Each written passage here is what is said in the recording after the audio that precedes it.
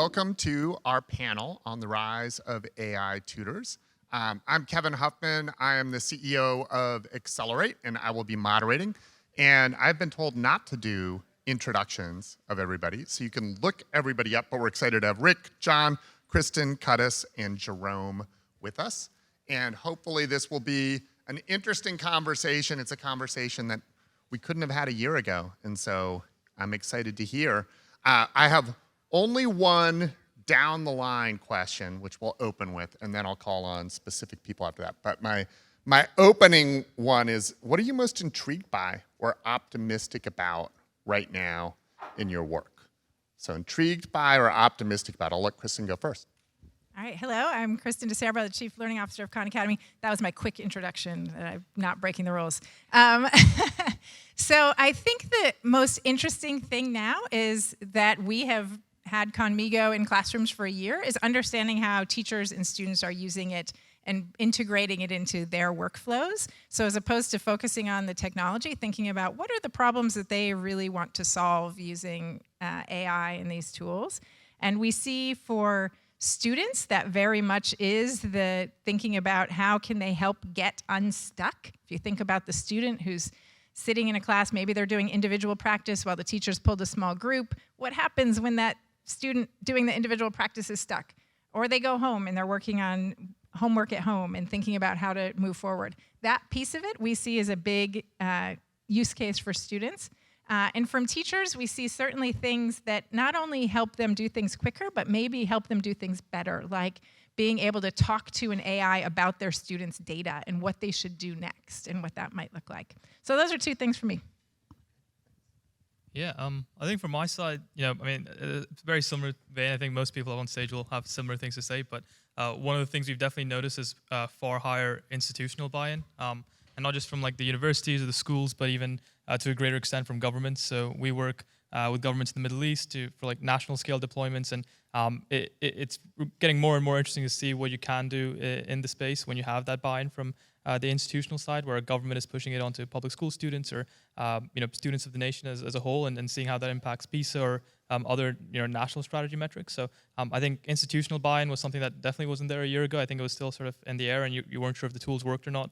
I think now you sort of have a little bit more data to show that the tools are working. So yeah, I think that's probably one of the more interesting things that's happened recently. Yeah, I'm excited about users adopting these new technologies. I think the use case of being unstuck actually has market fit with Gen AI. I think it's one of the few right now that's getting really growth. I think what I'm excited about is extending this to really getting people to learn with these AI technologies more effectively. I'm John Woodard. I'm really excited about having the ability to make really a time machine for teachers, administrators, learners, caregivers. That's incredibly exciting because it can allow them to do so much more with their classroom, their time at home, and everything else. And then I think with conferences and learning, it's just, for us, it's new to be into K-12 for Wolfram Research. And so it's learning from all of you, from the people on stage, to be able to collaborate. I think it's really amazing in this area to have something that can really be positive sum and have a positive impact.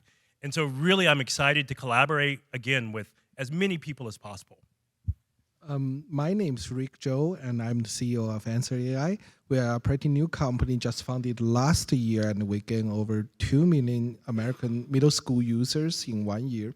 The most interesting we found that is the students, for the consumer side, they are totally interested and familiar with AI concept. They are trying to use the AI to let themselves to understand more and mastering the knowledge, not just use them as many people think just cheating. They are trying to learning from AI, not just using them to complete tasks. So I think I'm very excited to help the students to dig more and master the knowledge. That is the purpose for education. So let me follow up a little bit on the question of institutional buy-in. Some tools are opt-in, and some tools are students choosing to use them. So some are mandatory, schools are assigning them, and some are not. Do you think one model is better suited for AI? And how do we ensure for the ones that are student buy-in that there's equity in access? I'll let you go first. Yeah. Okay. So we definitely think that there is importance to teachers guiding students. We know that when we look at our own data, even without AI, the courses where students move from just checking in once in a while to actually being active users that get to that level that we know leads to improvements in their achievement happens when teachers are assigning them to do things on Khan Academy, particularly to reach goals around mastery. So we see that same thing if we just let students choose. On one hand, they're going to choose the tools that just give them the answer. Let's be real. But the other thing is that the students who need it the most, we don't think will come find it. And that we do think there's a role to be in schools, for schools to make sure that these tools are distributed more equitably and to the students who need them most. So Rick, we were talking in the hall about how you're direct to consumer, and so it's a different model. So how do you think about that in going direct to consumer, and how do you ensure that your tool is used by kids who need it the most? Our tools have a very interesting business model. In my age, of my students' age, I never use my money to buy something for education. I usually want to buy some lollipops, right? But not for education. But in this case, it's different. If the kids found the tool is very good for them to master knowledge, they make the decision, but the parents paying for it. The parents like to paying for it. So our business model are growing from those students' decision and paying by the parents. That's our business model. So what we serve is the students interested in this subject, and they ask their parents to pay for it. I think that's a very interesting, maybe going further for our business model. Yeah. Does anybody else want to talk about it? Yeah. Yeah, so I want to jump in both about, like, more about the last question, because I find it really intriguing. And in the title, too, like, maybe we're preloaded in thinking about learners as being, like, students. But it can also be everybody, really. It can be administrators. It could be teachers. I just came from Sarah Johnson of Teaching Lab was talking about using tutors and generative AI tools for teachers. So I think when we talk about learners, that there are a lot of different learners, there's a lot of potential context, there's a lot of different things. So when you go back and you talk about, you know, who are the people who are going to approach, it could be in a wide variety of situations, which are wide variety of segments. So I think that's kind of important to keep in mind, because we're still in the really, really early days. I've seen, like, unfortunately, I have this emerging technology, which I don't really like title, but technology is about, like, decades. It's a story of decades, really, not just like what's popular in 1 year or 1 month or 1 day or something like that. So I think that's really important to think about, is there may be use cases out there that we just haven't even discovered yet for these tutors, for generative AI in general. So that's something to keep in mind. Don't feel rushed by other people of like me or anyone else, but kind of easing in and seeing and exploring. I think that's what's really exciting about learning from you guys. Let me disagree a little bit. I think there is an opportunity now to change things, because students are just embracing the technology faster than anybody else. And I think that's an agent of change, right? We need to do it right, not just give the answer, but I think it's something we can't stop. And it's a huge impetus in the industry to make change, which hasn't happened in a long time, right? So I think leveraging the students and their will to change, to adopt new tools, is a great agent of change right now in the industry. So let me build on that as well, because I think that's a great segue. I wanted to talk a little bit about student engagement with tools, and just start by noting that instructional tools in EdTech historically have struggled with uptake. And so even when tools are really exciting and a subset of kids are really excited about them, you go and you measure the data at the end, and it's like, oh, well, actually only 5% of kids finished all the lessons they were supposed to finish. And how do you all think that AI tutoring tools could differ from the previous generations of tools? And can they solve for this engagement and uptake challenge that we've historically seen? Actually, let me start with Quddus on that one. I think it's a really interesting question. I mean, it's one question that we spend a lot of time thinking about. And I think if you look at it from a complete first principles perspective, our belief is that you learn more outside of the school than you do in the school on a long enough time span. You're learning more, playing games, or you're learning more with your employees or your colleagues than you do from your traditional school setting. So when we're building product, we're not trying to build it as a pure edtech product. We're trying to see, what's a game that can feel like an edtech product or have the same results as an edtech product. So I think retention and engagement is really important. And I think, just if you were to look back on, what the best edtech product of the last 20 years was with the highest retention, it wouldn't be an educational company. It would probably be YouTube or Google or a company that wasn't meant to sort of teach, essentially. So I think that's really key. And I think AI is a big boost to that, because one of the biggest problems in any edtech application or any educational application is motivation, right? Like, it's very hard for a computer to convince you to be motivated. It's very hard for a screen with words to convince you to be motivated. It's very hard, even for a human being to motivate you, really. But I think the one thing that AI can do at scale, and essentially what we're working on, I'm sure other companies on the stage are working on, are how do you understand the student well enough to know what motivates them, to know how to motivate them. And I think that's when retention becomes less of a problem. But I think retention is the North Star. Like, I think the two things that matter is, one, if your product works as it's intended to, which is improve outcomes, and then two, if you're able to get students to use it day over day or week over week. Those are the two sort of North Star metrics. And I think the flaw of AI, I think one of the things we're seeing, and one of the traps that we fell into ourselves in the early days at least, was because the technology is so cool, you start losing sight of those two key things. You start thinking, how do we build on top of the biggest, best models? My opinion is today the models are good enough for almost any educational use case if you're able to build, if you have a team internally that can build with them. So, I think that's one of the drawbacks of AI, is because the technology is still so cool and new, retention starts becoming less of a priority, and you're building really cool things that a bunch of people will flood to immediately. But are they sticking around for 6 months or a year? I think that's the question that is yet to be answered.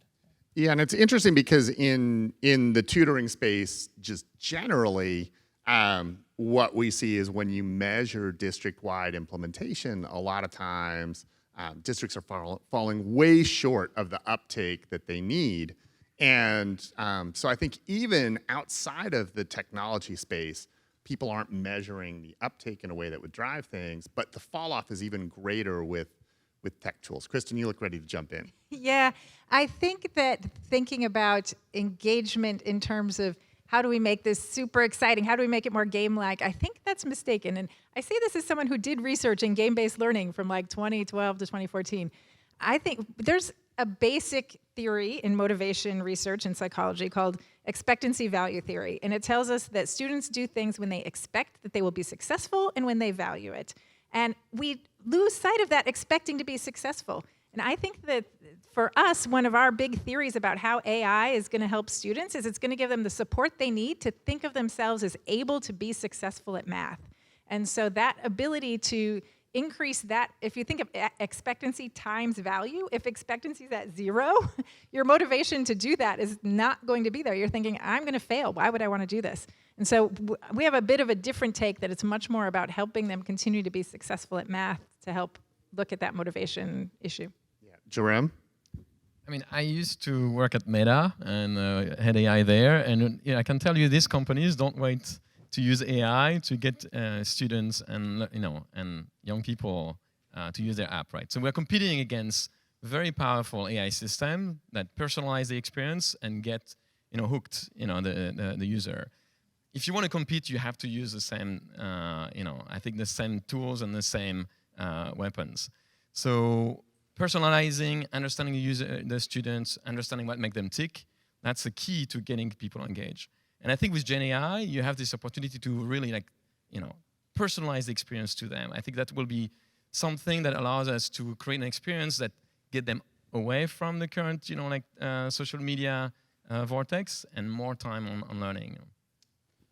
So how do you all think about getting teachers and schools to believe that this tool is going to help them? Obviously, Kristen, you talked a little bit about that from the Conmigo perspective, But it strikes me that, it's always interesting to come to this conference and there's like so much excitement and enthusiasm.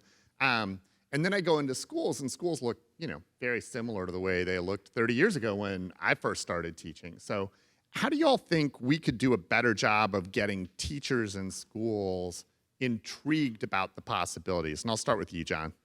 So listening, I think, just being able to listen and collaborate with people.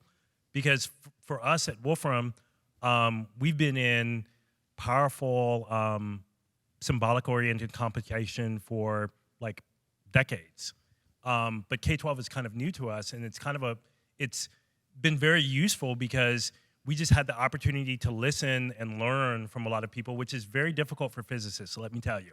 Like, and we have a bunch of physicists on our team. It's very hard for them to kind of listen, but we've been able to listen and learn from folks on this stage, folks in different programs that we're in, and folks hopefully too here at this conference.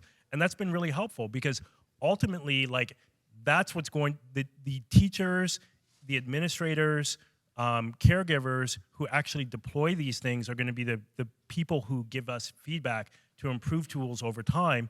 And that's one of the things that we've really looked at Wolfram is thinking about how can we make these really local and custom so that people can deploy tutors that they want that match their curricula rather than something that we think kind of from a remote area, what might be best for them. So that's kind of how we look at it. That's how we're thinking about it and how we're trying to engage people.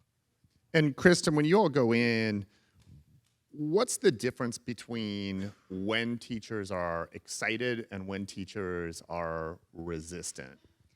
So I'll answer that question. It kind of is part of the second question too.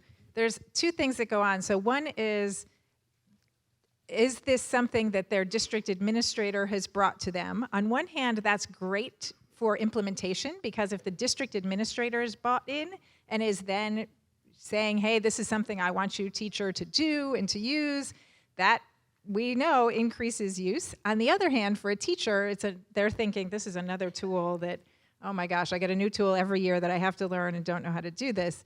So the other piece that we find is helpful for teachers is to be able to make sure they can actually see their students' progress and that they can see this is helping students learn. And teachers, most often, their other biggest proof point is hearing from other teachers. And so if there's other teachers that are introducing the tool to them, other teachers that are talking about it, that can often be the biggest way to generate excitement among teachers. I was going to jump in too. I think, Kristen, you guys have like tools for teachers too that I think is also really useful and goes back to that point of like, it's not just for like students, I think. And that like is fascinating and really, really cool. Thanks, John. Yes, we have a whole bunch of teacher activities. Before I get into sort of the future, I want to dig in a little bit and give you all a chance to talk about your specific products and what is possible with what your products are doing now that just wouldn't have been possible 2 or 3 years ago. Actually, let me start with Rick. Yeah, our product is AI Tutor. I think the current technology, the AI technology, bring two revolutions. One is the automatic multi-round dialogues for multimodals. So this means an AI tutor can be not a one-round conversation, but be a multi-round conversation that are mostly like a human AI tutor doing. That cannot happen 10 years before. This is one thing. The second thing is the generative AI. That is, they can generate something, have creativity, not something just from some materials and summarize them. These two things can guide the students to have some innovation ideas from some topics, especially for some literature and philosophy related some areas. I think these two things can turn the formal AI tutor is like a robot 20 years before to a really smart AI tutor, really helps the students. This is what we are doing That is, we are building a really smart AI tutor which help students mastering the knowledge, not just get an answer from something. And in the future, the AI tutor should be more interactive and should be more universal, like not only in mobile devices, also in the laptops, Chrome extension, even maybe in Vision Pro sometime. Yeah, this is what we want to do. Jerome. I mean, you can go and download the Sizzle app, and you can type any topic for school or work or personal interest, and it creates a feed of learning exercise for you. So you can type Eclipse, or you can type AI tutors, and it will give you a little bit of Duolingo-like experience for it. Our vision is to create like a completely dynamically curriculum that's adapted to you, that learns from you, and creates a set of activities so that you learn faster and better and more engagingly. Quddus? Yeah, like we started the company about 3 years ago. So like the idea of what was possible then, it drastically changed over the years. I think one of our true beliefs about tutoring as a whole was the best tutors weren't the tutors that knew the most about the subject. It was the tutors that knew the most about the student. So they could tell that you were having a good day or a bad day, or they could tell that you're really good at biology and you're really bad at physics. So we'd use some biology examples to explain physics to you. So we ended up sort of our product as a whole focuses on a really personalized experience. So we train what we're calling personalized language models, where we're able to profile the student incredibly intricately on what they're good at, what they're bad at, the method of pedagogy that they prefer. Do they like learning with analogies? Do they like learning with hypotheticals? Do they like learning with football analogies? And we continue to sort of really personalize the conversation to them, and then we sort of supply it in a generative interface, also sort of powered by models that we train, where the interface itself is molding to the student. So it starts off in a chat interface, but say we detect that this is the right time to give you a quiz, we'll pull up a quiz for you. Or if it's the right time to give you a more sort of interactive, playable game to explain something you're struggling with, we sort of pull that up for you as well. So it's meant to be an incredibly personalized experience for your learning journey. And then the goal is to build something that stays with you for life. So if you're profiling someone between the ages of 13 to 18, could we use that understanding of you and that growth of you to help explain, something you're learning when you're 40 years old the same way you learned something when you were 18. So really an AI tutor that grows as you grow is sort of what we're building. You want to go? Yeah, so the Khan Academy had never historically really done much in English language arts at all, because how difficult is it to give feedback on these open-ended kinds of essays? I was at Pearson before Khan Academy, and we did, and it required getting humans to score individual essays that then were hundreds of them, that then you trained the model to be able to give that feedback.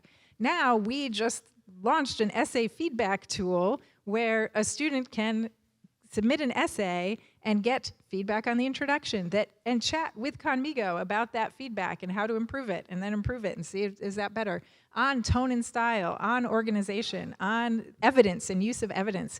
And all of that, I never would have dreamed like 2 years ago that we could be getting there on feedback on open-ended responses. So, Sorry, go ahead, John.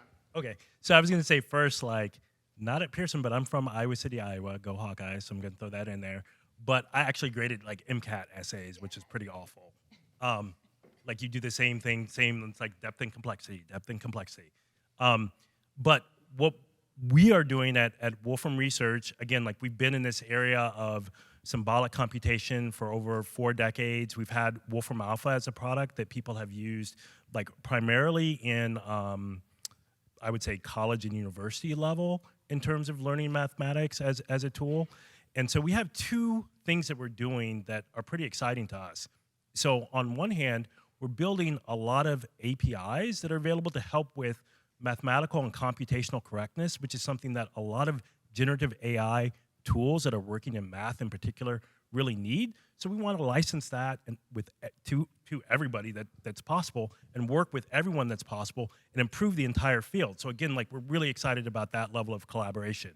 The other thing that we're building is kind of we're still kind of struggling for a name, so if you can kind of come up to me afterwards if you have some great idea, is more of like an AI tutor kit. Because again, we're thinking about, one company or companies can't really solve these sorts of problems. It's going to be much more that we have an idea like a kit, and you have ideas and are able to think about how you would want to deploy something, and deploy something that meets like your curriculum needs, meets the needs for the learner population that you're trying to work with. So that's at a very high level what we're doing at Wolfram Research. So when we did our pre-call, there was some range of opinions on how people felt about math and where we are right now with AI tutors and math, and there's been a fair amount written about it. So how optimistic? Well, I guess first of all, how would you describe the state of play right now for math AI tutors? And second of all, how optimistic are you that we're in a rapid improvement cycle? And I'll let you start, Kristen. So the tutors definitely make errors, and one of the things that we need to get better at is measuring the frequency with which they have, so that we have some measuring stick by which to say how frequent are they and how can we improve them. And I think we have addressed that in a two-prong approach. One is with AI literacy for students and thinking about helping students understand when they can make these or not. But we are seeing very rapid improvement as new models come out, even in the past couple of weeks, on being able to be better at math. The trick is they also have to be better at math tutoring, which means things like when the student gets it wrong, the tutor can't say, "Great job," and be able to do those things, which also happens. So we are also interested in thinking about making sure that the folks that are building models have a good measurement tool, yardstick, to be able to evaluate their models for tutoring, not just for math accuracy. Go ahead, Jerome. Actually, I'll do a plug for John there, because I think the solution is to actually hook LLMs with something like Wolfram, which is what we're working on right now. Because I think the LLMs are not really designed to do like actual algorithmic computation, and I think there are systems that exist. So, but the interaction between the two is still something people are trying to figure out. So, and then you can let the LLM to do more interesting thing, which is figure out like the planning or figure out like how to be a good tutor. But the calculation, I think it's not a good direction. Yeah, our most recent fix is to have it go do Python computing. Yeah. So from my perspective, I think I agree with you. I should work more with Wolfram because you are the best in computational mathematics. So, but there's another problem is not only the computational mathematics, for some proven things that there is some very narrow use things like lean on Quark for some mathematicians just using that.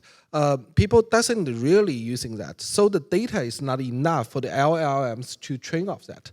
This is Answer AI. What we are doing is we're working with Lean and we're working with Mistral to try to build an open source formalization mathematician data set. Maybe will help the LLMs to training with this formalization things.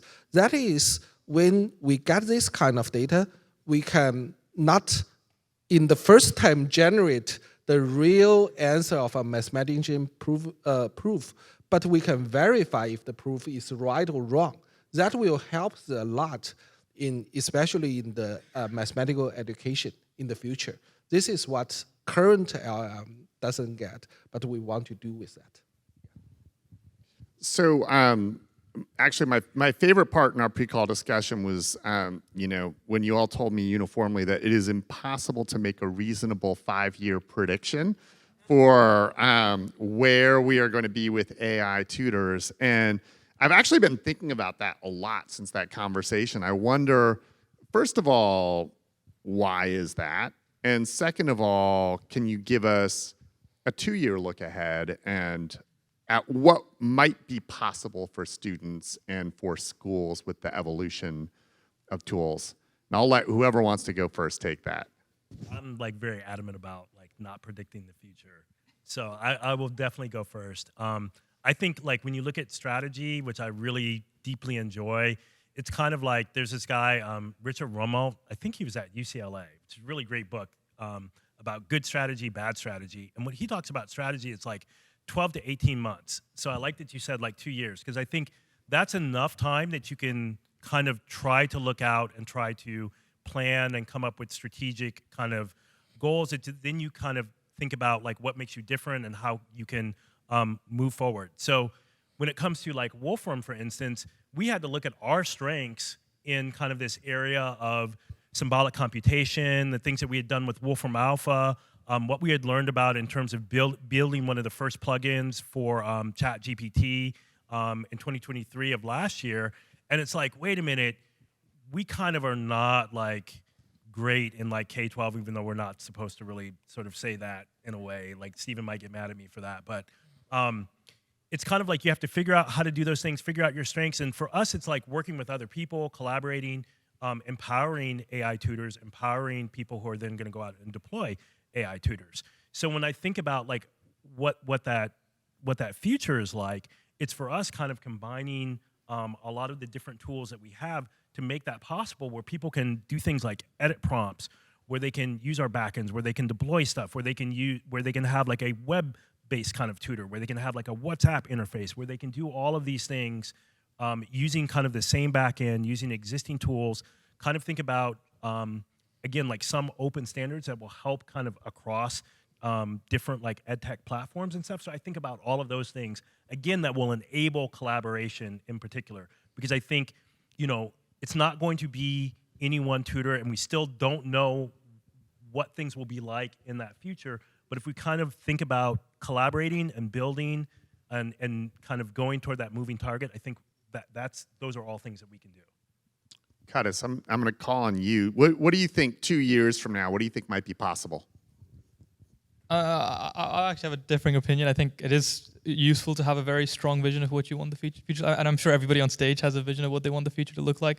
I think all of us are probably just a little bit shy to say it, but I think the part that I'm very, very confident about is I don't think it's a far shot in the future to imagine that every child has a companion that is low cost and provided at scale. I think like that alone has so much value to be unlocked. I mean, if you imagine, fortunately, we're all very privileged, and we're in an environment where having a tutor or having a good teacher is it's almost like a given in most situations. But if you look at markets like Africa or Latin America or even some areas in the Middle East, it's just having a tutor alone is going to make like a 10x difference to a student's life. Or even having a teacher that understands as much as what today's AI understands is such an powerful sort of 10xer that I do think 2 years from now, I think even 5 years from now, or even looking ahead, I think every child will have a companion that is pedagogical, that is educational, but that understands them as they're growing. And I think that's sort of what we're trying to build, where I think there will be a future in which it is possible to learn a new concept in 10 minutes because you have a companion that understands you so well and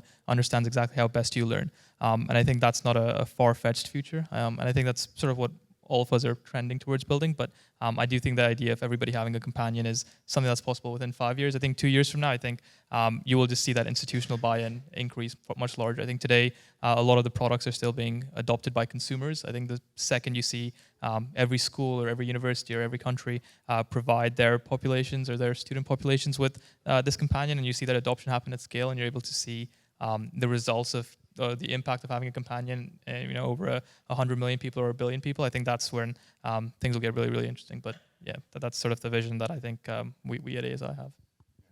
Rick, were you jumping in? Yeah. So I want to have two very good facts for you guys. That is, no matter how AI tutor is going, if the students are learning with an AI tutor, there's no real person sit beside him, he won't learn anything. Sometimes the kids need some supervisor, so don't worry about teachers' jobs.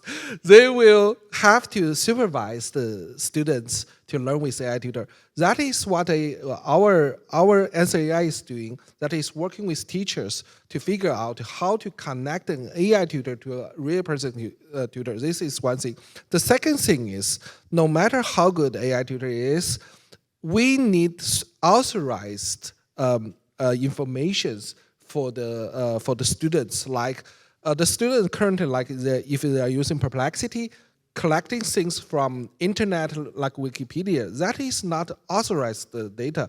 So we should working with those publishers and the curriculum developers about that to provide the correct information for the students to help them.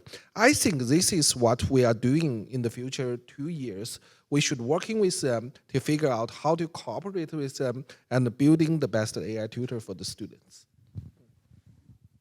I'll just take a different tack at it, which is that we should be thinking about what are the learning problems we want to solve in the next 2 years. What are those problems, and are there any of them that AI can help us solve? So as we think about, for us, it's the big one around math and science achievement. Can we get 3 million, 4 million students to increase their learning by what %, and then how can AI help solve that? I think those are the big things to focus on, is start with the learning problems and then figure out how AI might be able to help us. Did you want to go? I'll make a prediction, which is, I don't think we'll have another aha moment like we had in the past 2 to 3 years, like ChatGPT coming out and solving all our problems. And I think the interesting thing will be, how do you build these products that people use day in, day out, to make progress or to have an AI based on the technology we have today and its limitations. So I think this is going to be the interesting problem in the next 3 years. But no big aha solving AGI or thing. So last question, putting on my old state commissioner hat, if you think about the challenge of looking ahead for systems, I mean, systems are not great at incorporating change. And now we're thinking about how you set up for change that you don't actually know what it's going to be. So if you were giving advice to school and district leaders to be prepared to incorporate the unknown, what counsel would you give them? It's hard to move systems quickly, but you can think about how can you test out things. So I'm going to point to the Secretary of Education in Indiana last fall put out an RFP to districts saying, hey, if you want to pilot having an AI-powered tutor in your district, we will help you fund that. So that was funding a pilot, not funding like, hey, we're going to have this broad distribution, but thinking about how do you use, if you're a system leader, some of your resources to test out things, try things out, see what the results are, and that then can help guide where you want to go. So that would be my thought. Actually, let me ask a follow-up question to this, because one of the things that we've seen on the state side is states are trying in the tutoring space to put a floor under what have been some unproven products and methods and so on. How do you put a floor under that while still leaving space for innovation?